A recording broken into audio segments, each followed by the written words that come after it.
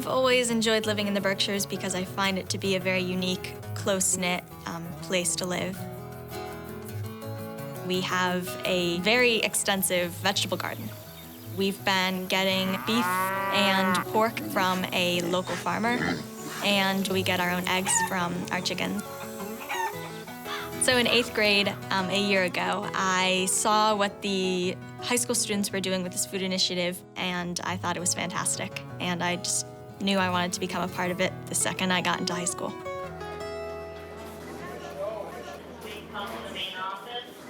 I first started working with the food project my junior year. My friend Sophie Randolph graduated last year. She started the food initiative with Zoe Borden.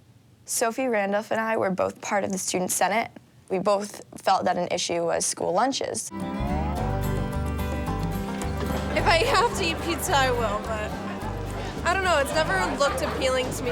I bring my own lunch because I'm a vegetarian and they don't really offer vegetarian options in the cafeteria. We represent the student body. They want better lunches. We saw a lot of processed foods in our lunches. It doesn't have as many nutrients as fresh food. You get served cut peaches in syrup, but we have these amazing peaches that grow out here. We have great apples that grow right next to us on Windy Hill Farm. And we're getting served apples in plastic bags that are pre-sliced. Why not tap into our natural resources? That really started the discussion about if it was even feasible to get local lunch in the cafeteria, and everyone at the PTA was like, yeah, we can do this. A community member had a connection to State Representative Smitty Pignatelli. Smitty Pignatelli recommended that we hold a roundtable meeting with people around the community to sort of garner support. Welcome to this meeting this morning. I'm Mary Ann Young, and I'm the principal here at Monument Mountain. And students brought in community partners. Matt Masiero from Guido's Marketplace.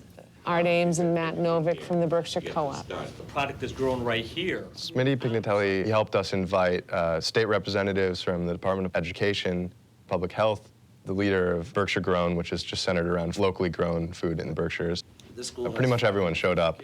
Monument Mountain would like to be considered as a pilot project. Our students have said we want to improve and really create a dynamic lunch program.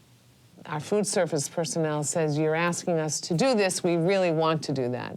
But we are short-staffed, we are underfunded, we are regulated. We get $2.25 for lunch that is supposed to pay for all the food that comes in, the payroll, the health insurance. You can't eat from McDonald's at $2.25. We planned a local lunch pilot day. The lunch was fantastic, and people really loved it.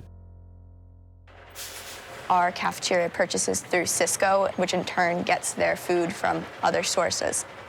Who knows where? Shipping this food all around the world to get it into our cafeteria creates a huge amount of CO2, a main contributor to global warming. So for example, locally grown apples travel 61 miles, whereas conventionally sourced apples travel 1,726 miles. So you can see how much carbon that's really creating, because it's a lot of carbon.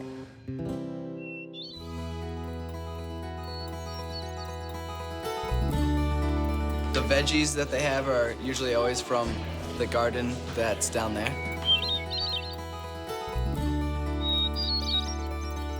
Project Sprout was started 5 years ago by 3 students who decided that they wanted more local and fresh vegetables in the cafeteria. Here is our greenhouse, and here we grow radishes and lettuce during the winter and other root vegetables that go up to the cafeteria. Kohlrabi, carrots, spinach, tomatoes. People come out on Saturdays, whether it's kids from the school or people around the community. We weed the garden, plant the garden, harvest. That food, in turn, gets served in the cafeteria. They bring in lunches from the local garden and like fresh veggies and food, so that's kind of nice. One of our main problems at Project Sprout is that our main growing season is in the summer, when school is not in session.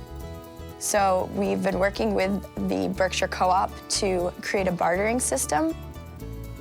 The students during the summer will give us their produce, we will sell that produce, and in the winter, when they need that produce in return, in carrots and anything else, we'll simply give them that product in exchange. Once we had the pilot lunch day under our belt, we were granted 1 day a month that we could totally take over the menu.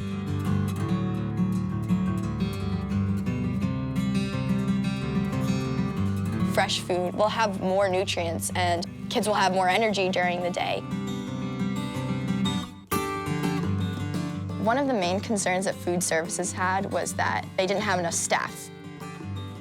You have to prepare fresh food. You can't just unfreeze it. You can't just take it out of a can. So it was more work, and that's where we stepped in to say, we'll help with that extra work. So we had students in the cafeteria mixing avocados. We had teachers cutting vegetables. We planned a rotating schedule so that each of us could plan with the help of a local chef each month. In October, I worked with Brian Allberg of the Red Lion Inn. I went to the Red Lion Inn and we sat down and worked out a menu. The Red Lion ordered a prize-winning steer from the local fair. And Brian Allberg was like, we want to use it for the lunch, for the local meatloaf. And then he actually had all the local farms delivered to him, and then he got all of it and delivered it to us. And then he cooked it with us, and students also helped out, and it was a good day. Not only was our meatloaf grass-fed, it was a really great opportunity for us to show students where our food is coming from.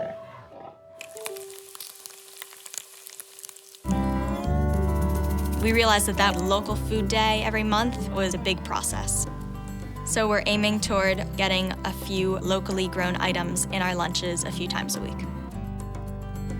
If we purchase more from local farms and local grocery stores, then obviously that gives them business.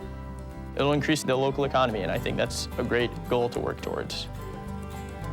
Our generation, we're the ones that are going to have to be the problem solvers for tomorrow.